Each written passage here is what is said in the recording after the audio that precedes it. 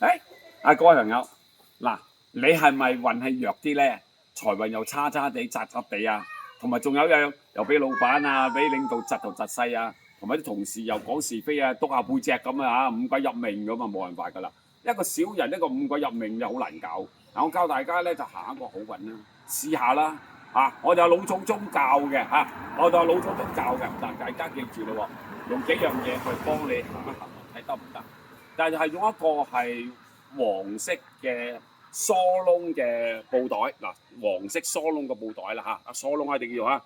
點解咧？疏窿就要泄氣，泄咗氣先，等你啲運翻轉頭啊嘛，所謂凌神氣得唔得？嗱，你首先記住我講下，米7粒啊，紅豆7粒，黃豆7粒，白豆7粒，仲有綠豆都係7粒。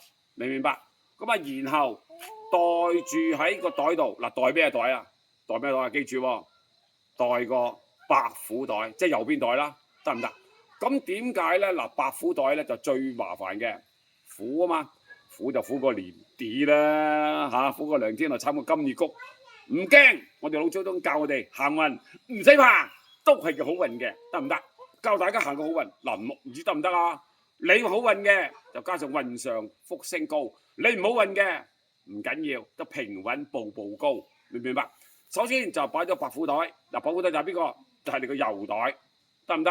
咁啊隨身袋住啦。如果你着裙嘅，當然啦，裙拉褲拉啦，唔係，係群體生活啊嘛，係嘛？啊群眾出眾啊嘛，美女啊嘛，咁就攝喺個裙頭度，咁咪 OK 咯。